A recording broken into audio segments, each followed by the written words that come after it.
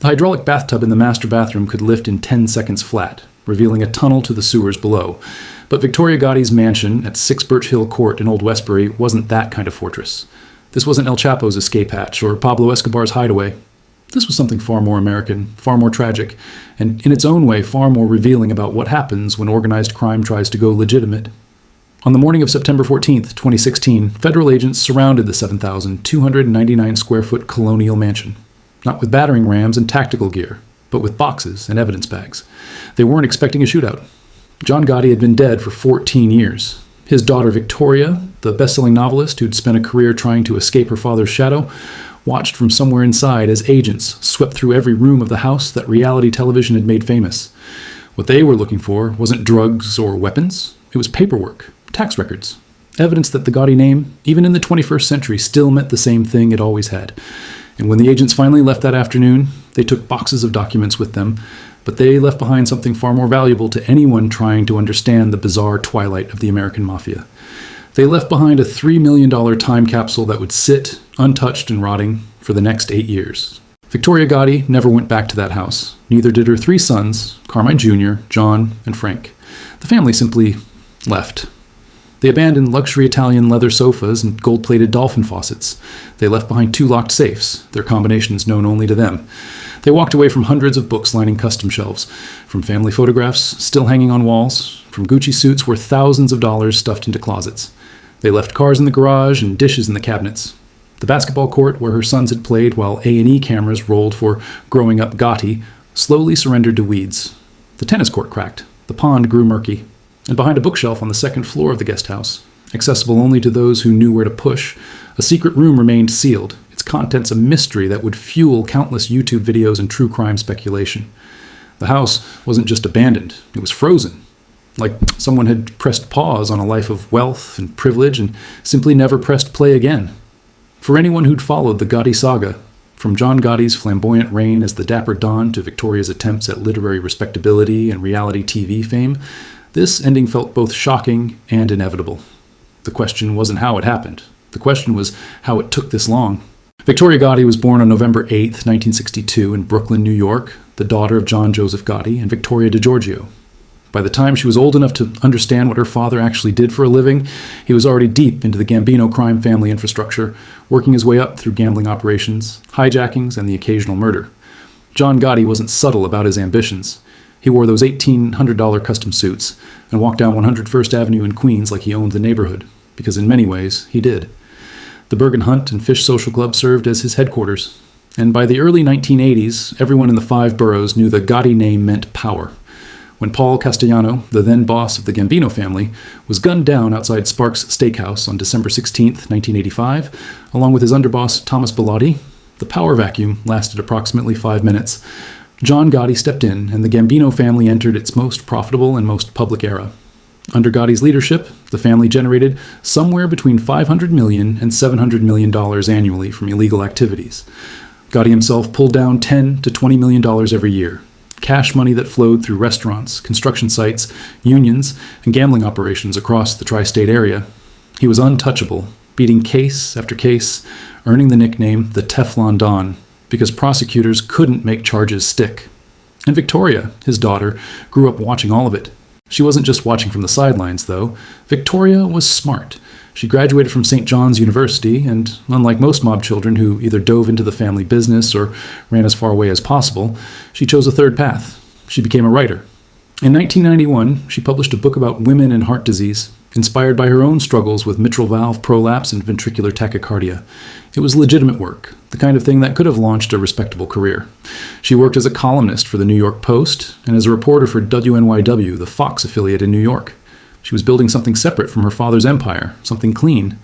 Then, in 1984, at age 22, she married Carmine Agnello, known as the Bull, a member of the Gambino crime family who ran a scrap metal recycling operation. Her parents reportedly disapproved of the match, which seems almost comical given John Gotti's profession, but maybe they saw something in Carmine that troubled them. They were right to be concerned. Carmine Agnello would eventually become the reason Victoria lost everything. The couple settled into a mansion in Old Westbury, one of Long Island's wealthiest enclaves, sometime around 1989. The property at 6 Birch Hill Court sprawled across 4 acres, featuring not just the main house, but a pool complex with a guest house, horse stables, a garage, a basketball court, and a tennis court. The main house itself offered 7,299 square feet of living space, with 5 bedrooms and either 5.5 or 6 bathrooms, depending on which records you believe. It was built or extensively renovated in 1996, customized to Victoria's specifications. This was the height of her father's power. John Gotti was untouchable, or so it seemed. The money flowed. Victoria gave birth to 3 sons, Carmine Jr., John, and Frank, plus a daughter named Justine, who was tragically stillborn 9 months after Victoria's wedding. The family lived the life that organized crime money could buy, but Victoria kept trying to legitimize herself. She wrote novels. Her 1997 mystery novel, The Senator's Daughter, became an award-winning bestseller. She followed it with I'll Be Watching You in 1998, Superstar in 2000, and Hot Italian Dish, a cookbook, in 2006. She wrote a column for Star magazine. She was everywhere, the Gotti daughter who could write, who was respectable, who was more than just her father's name. Then, in 1992, everything changed. The FBI finally penetrated John Gotti's organization through wiretaps, mob informants, and undercover agents. Gotti's underboss, Sammy the Bull Gravano, flipped and testified against him in exchange for a reduced sentence. On April 2, 1992, John Gotti was convicted on multiple charges, including murder, racketeering, and conspiracy. He received life in prison without possibility of parole. He was transferred to the United States Penitentiary in Marion, Illinois, one of the highest security federal prisons in America. The Teflon Don's luck had run out. Victoria was suddenly the daughter of America's most famous imprisoned mobster, and her husband Carmine was still very much in the business. In March 2000, federal prosecutors hit Carmine Agnello with a sweeping 35-count indictment charging him with racketeering, extortion, arson, and tax fraud related to his scrap metal businesses. According to the indictment, Agnello used threats and violence to monopolize the scrap metal business in the New York area, torching competitors' businesses and extorting payments. He'd been making millions through these illegal operations, and the feds had finally gathered enough evidence to take him down. Carmine initially fought the charges, but by August 2001, facing overwhelming evidence, he pleaded guilty to racketeering and tax fraud. The plea deal was brutal: 9 years in federal prison and $11 million in forfeiture. The government wanted their money back, and they wanted Agnello's assets. Victoria was in a terrible position. Her father was dying of throat cancer in a Missouri prison. Her husband was heading to federal prison for nearly a decade. She had 3 teenage sons to raise, and suddenly the federal government was looking at her mansion, the one she'd built with money that may have come from Carmine's criminal enterprises. In 2003, while Agnello was behind bars, Victoria divorced him on the grounds of constructive abandonment.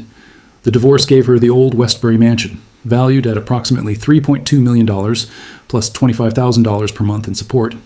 It seemed like a good deal. She'd kept the house, she had income, she could continue her writing career and raise her sons. But there was a problem.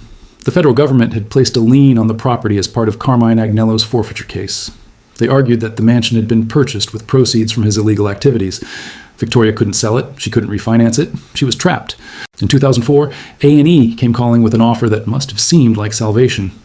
They wanted to produce a reality show about Victoria and her 3 sons living in the old Westbury mansion. The show would be called Growing Up Gotti, and it would showcase Victoria as a single mother trying to raise 3 boys while dealing with the burden of the Gotti name. Victoria agreed. The cameras moved into 6 Birch Hill Court and started rolling. The show premiered on August 2, 2004, and immediately became a hit. The first episode drew 3.2 million viewers, enormous numbers for basic cable at the time. America was fascinated by the Gotti family. They wanted to see how the daughter of the Dapper Don lived, how she raised her sons, what the inside of a mobster's mansion looked like. Victoria played it perfectly. She was glamorous but relatable, tough but vulnerable. Her sons, with their distinctive hairstyles and designer clothes, became minor celebrities. The show ran for 3 seasons and 41 episodes, ending in December 2005. It made Victoria a household name beyond just being John Gotti's daughter. She was Victoria Gotti, reality TV star and best-selling author. She was legitimate. But behind the scenes, the financial pressure was crushing her. In 2008, Victoria revealed publicly that her ex-husband had taken out an $856,000 loan against the house without her knowledge before he was arrested. She'd inherited not just the mansion, but also the debt. The $25,000 monthly support payments from Carmine weren't enough to cover the mortgage, property taxes, maintenance on 4 acres of property, and her daily living expenses. In May 2009, J.P. Morgan Chase Bank moved to foreclose on the property. An appeals court cleared the way, and Victoria faced the very real possibility of losing her home. She fought back. In April 2010, Victoria negotiated a deal with federal prosecutors. She agreed to pay $2.6 million to settle the government's forfeiture claims against 14 properties in Queens that had been owned by Carmine Agnello. In exchange, the federal lien on her old Westbury mansion would be removed. Where she got $2.6 million is a question that was never fully answered publicly, but the lien was removed. Victoria managed to keep her house, at least temporarily. On June 10, 2002, John Gotti died of throat cancer at the U.S. Medical Center for Federal Prisoners in Springfield, Missouri. He was 61 years old. He'd spent the last 10 years of his life in prison, much of it in solitary confinement, as his body was slowly destroyed by cancer that spread from his throat to his neck and face. Victoria had lost her father, the man who'd built the empire that had funded her lifestyle, even as she tried to distance herself from his criminal legacy. His death marked the end of an era for the Gambino family and for organized crime in New York generally. The flamboyant, public mob boss was extinct. The new generation operated in shadows, or they tried to go legitimate. Victoria's sons were the next generation, and she was determined they'd take the legitimate path. She wrote a memoir, This Family of Mine, what it was like growing up Gotti, published in 2009. She continued her column work. She made public appearances. In 2015, there was even a Growing Up Gotti 10 Years Later reunion special. She was working every angle to monetize the Gotti name without the criminal activity. The mansion itself was stuck in limbo. Victoria tried multiple times to sell it. In 2013, she listed the entire 4-acre property for $2.5 million. No buyers. She relisted it in 2015 for $2,688,000. Still no buyers. The problem was obvious to everyone in real estate. Yes, it was a beautiful colonial mansion with 7,000 square feet and every luxury amenity you could imagine. Yes, Old Westbury was one of the most exclusive addresses on Long Island, but nobody wanted to buy the Gotti house. The name carried too much baggage. Future buyers worried about curiosity seekers, about the property's dark history, about the stigma, and Victoria couldn't drop the price low enough to make it attractive without taking a massive loss. She was stuck, living in a house she couldn't sell, couldn't afford to maintain properly, and couldn't escape. The property slowly began to decline. The basketball court went unmaintained. The tennis court developed cracks. The horse stable sat empty. The guest house, with its secret room hidden behind a bookshelf, collected dust. Meanwhile, her sons were having their own troubles with the law. In 2006, her grandson, Carmine Gotti Agnello Jr.'s son, was arrested on drug charges.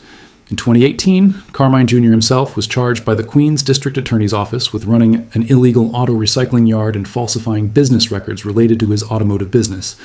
The charges were serious enough that they could have resulted in significant prison time. But Carmine Jr., perhaps learning from his grandfather's mistakes, took a plea deal. He avoided jail time in exchange for pleading guilty to lesser charges. The pattern was clear. The Gotti sons weren't successfully going legitimate, but they weren't building a criminal empire either. They were stuck in a gray area running businesses that skirted the edge of legality, getting caught, taking plea deals, and moving on. It was organized crime in its death throes, more pathetic than dangerous. Then came September 14th, 2016. Federal agents, armed with search warrants, descended on 2 locations simultaneously. One team hit the old Westbury mansion at 6 Birch Hill Court. Another team raided an auto parts store in Queens, owned by Victoria's ex-husband Carmine Agnello, but now operated by their 3 sons. The investigation was being overseen by a federal prosecutor from the Brooklyn U.S. Attorney's Tax Fraud Section. The specific details of what the investigation uncovered were never made fully public, but the focus was clear. The government believed that Victoria's sons, through their auto parts business, were engaged in tax fraud. This wasn't racketeering or murder or drug trafficking. This was the kind of white-collar crime that gets investigated by accountants and prosecuted through paper trails. It was, in many ways, the saddest possible evolution of the Gotti criminal enterprise. From John Gotti ordering hits on rivals and pulling down $20 million a year, to his grandsons allegedly fudging tax returns on an auto parts store. The raid changed everything. Victoria and her sons apparently decided that staying in the old Westbury mansion was no longer tenable. Whether they feared further investigation, whether they simply couldn't afford it anymore, or whether the stigma had finally become too much, they made a decision. They left. They didn't pack carefully. They didn't hire movers. They didn't take their time. They just left. Furniture remained in place. Books stayed on shelves. Photographs hung on walls. Luxury clothing filled closets. 2 safes, locked and unopened, stayed wherever they'd been installed. Cars sat in the garage. Dishes remained in kitchen cabinets. The family's entire life, frozen in place, as if they'd been raptured away and left the material world behind. The house that had represented Victoria's attempt to legitimize the Gotti name, the house that had been featured on national television, the house that had cost millions and generated millions more in publicity, was now just an abandoned shell, and Victoria stopped paying the mortgage. For the next 6 years, the mansion at 6 Birch Hill Court sat empty. Old Westbury is not the kind of neighborhood where abandoned mansions go unnoticed. Neighbors complained about the deteriorating property. The grass grew wild. The basketball court became overgrown. Paint peeled. Windows cracked. And then the urban explorers found it. YouTube has created an entire subculture of people who seek out abandoned properties, break in, technically trespassing, though they rarely face consequences, and film what they find. These explorers, guys with names like Kyle McGran and Big Banks, see themselves as documenting history, preserving moments in time through video. When they discovered that the growing-up Gotti mansion was sitting empty with the doors unlocked and most of its contents still inside, it became an instant legend in their community. Kyle McGran's video, titled Mafia Boss, John Gotti's Abandoned Mansion, Found Secret Room in Cars, was posted on YouTube in October 2021. It's received over 7 million views to date. The video is remarkable because it shows exactly what the Gotti family left behind. McGran's camera sweeps through the main house, capturing luxury that has started to decay. There's a liquor cabinet, still stocked with premium bottles, now covered in dust. The white Italian leather sofas in the living room, custom made and worth tens of thousands of dollars, sit empty. Family photographs line the walls, pictures of Victoria with her sons, pictures from the growing up Gotti era when they were celebrities, pictures from a life that no longer exists. The kitchen is frozen in time, with dishes still in the cabinets and appliances on the counters. Upstairs, the bedrooms contain furniture, clothing, and personal items. One room has hundreds of DVDs, another has designer suits hanging in the closet. Gucci and other high-end brands, worth thousands of dollars each, just hanging there, available to anyone who wanted to walk through the unlocked door and steal them. But the most remarkable discovery was in the guest house. McGran found what appears to be a standard second-floor room with built-in bookshelves. But when you know where to push, one section of the bookshelf swings open, revealing a hidden room behind it. This is the secret room that's mentioned in countless videos and articles about the property. What was in the secret room? More designer clothing, more personal items, DVDs, things the family apparently valued enough to hide, but not enough to take with them when they fled. It's not the dramatic cocaine stash or weapon cache that mob mythology might suggest. It's just stuff. Expensive stuff that rich people hide because they can, because having a secret room in your mansion is the kind of flex that people with too much money enjoy. But in the context of the abandoned Gotti mansion, it takes on almost mythological significance. What were they hiding? Why did they leave it behind? The secret room became the centerpiece of urban exploration videos, each one breathlessly discovering it as if for the first time, even though by 2022, dozens of explorers had been through the property and filmed every corner. The mansion became a tourist destination for a certain type of person, the kind who's fascinated by the intersection of wealth, crime, and decay, the kind who wants to stand in a mobster's daughter's bedroom and imagine what life was like when the cameras were rolling and the money was flowing. Meanwhile, J.P. Chase Bank, which held the mortgage on the property, was grinding through the legal process of foreclosure. Victoria wasn't responding to their communications. She'd effectively abandoned the property, and the bank wanted to recoup its losses. In 2022, the bank finally moved forward with a foreclosure auction.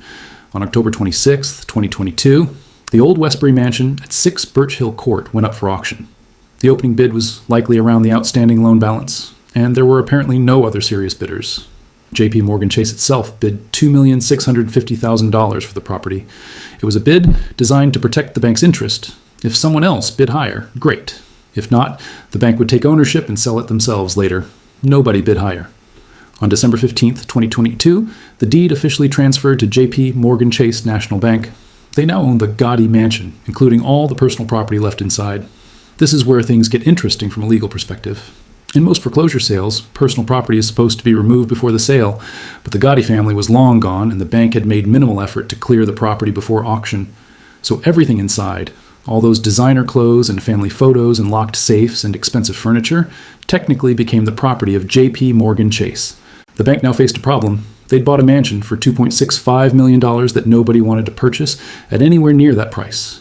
The stigma of the Gotti name, which Victoria had spent decades trying to monetize and then escape, was now working against the property's value. The bank apparently made some effort to secure the property and stop the stream of urban explorers, but it was too late. The videos were out there. Millions of people had seen the inside of the abandoned mansion. It was famous for being abandoned. Any future buyer would have to deal with that reality. The bank listed the property for sale, but the details of that listing are murky. Real estate records suggest they tried various prices, all significantly below their $2.65 million purchase price. The property sat on the market, getting attention from curiosity seekers and lowball offers from investors, but no serious buyer emerged. The mansion continued to deteriorate. Each month of vacancy meant more decay, more weather damage, more vandalism. In late 2024, nearly 2 years after the bank took ownership, someone finally bought the property. The sale price was $1.1 million. Let that sink in for a moment.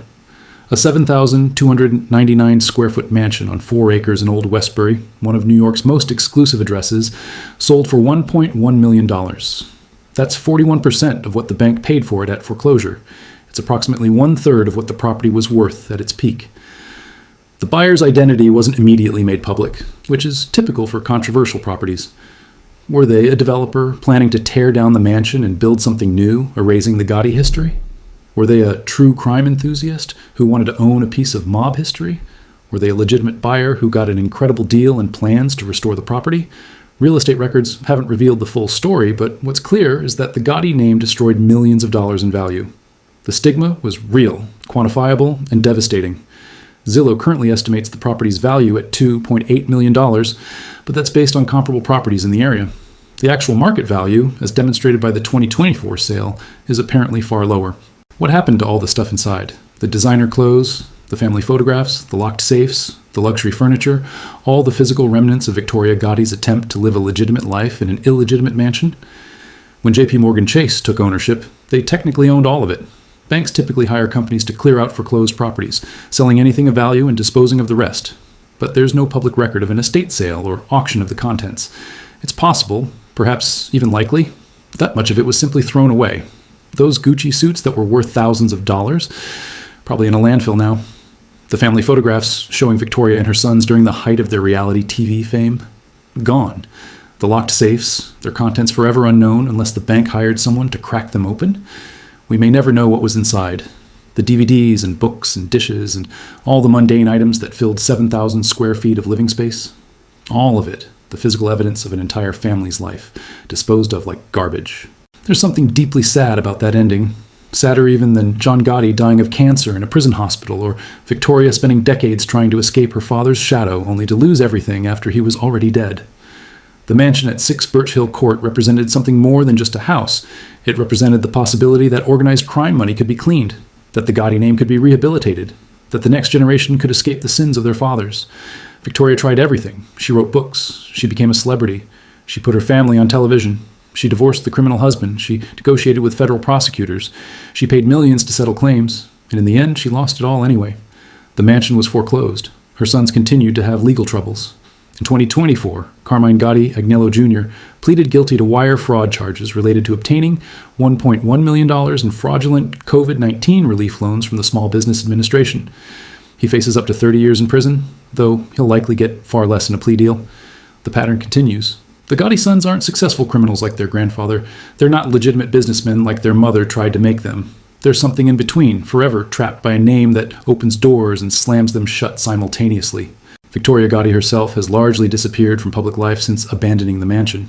She's still alive as of 2024, but she no longer makes television appearances or writes regularly.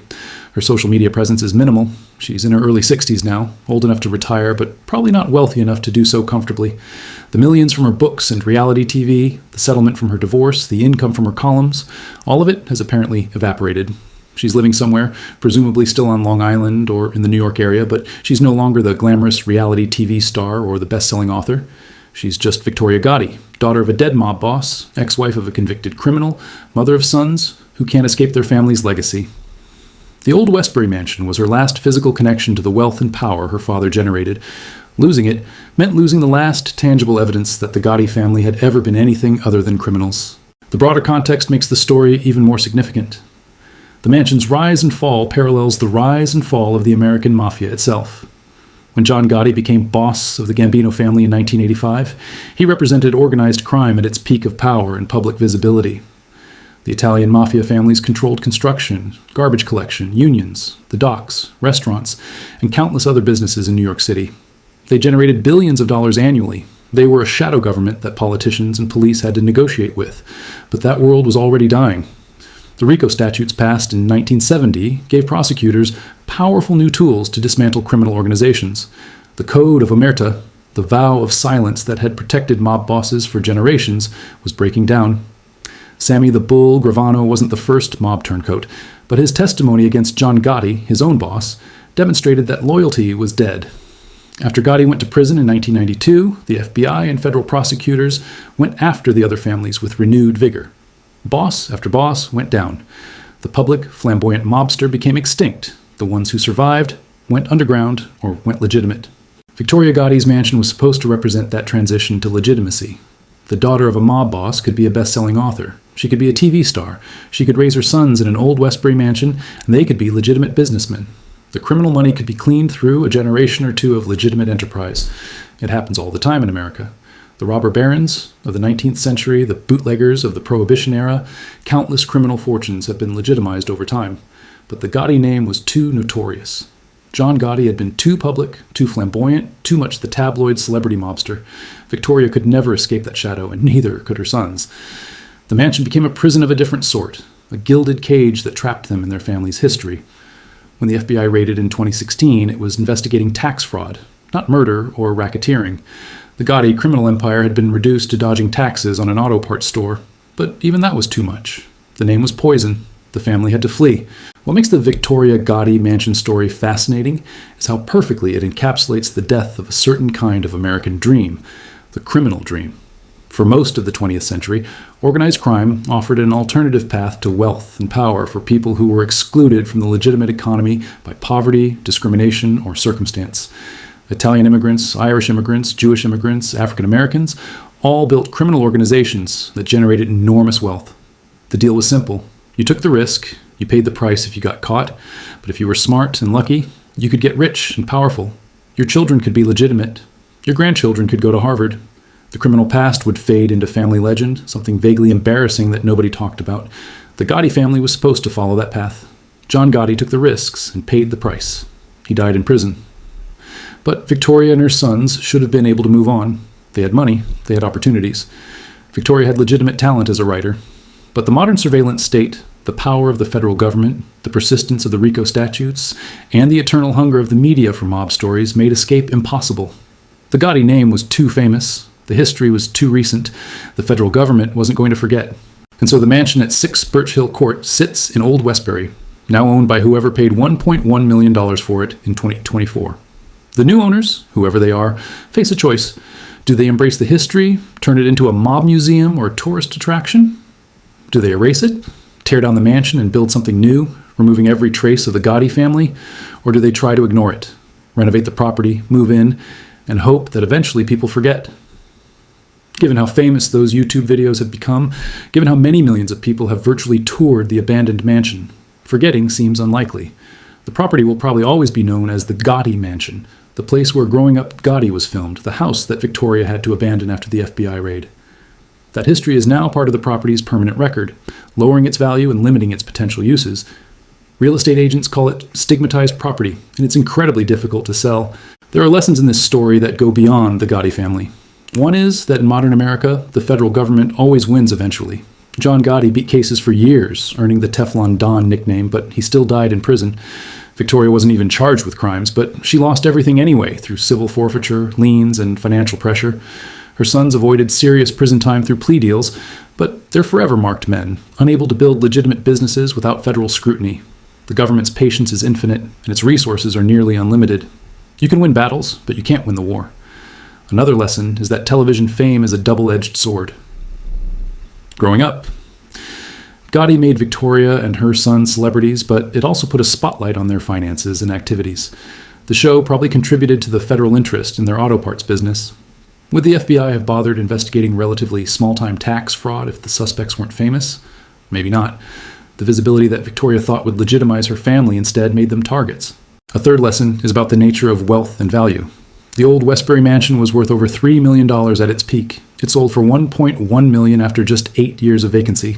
The physical structure didn't change much. The location is still exclusive, but the value evaporated because of stigma, because of the Gotti name, because of the history.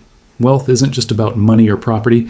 It's about reputation, about legitimacy, about being able to sell what you own. The Gotti family had property, but they didn't have legitimacy. And without legitimacy, property loses most of its value. You can't escape your past by buying a mansion. The past comes with you. It saturates the walls, it becomes part of the property records, and eventually it destroys the value of everything you tried to build.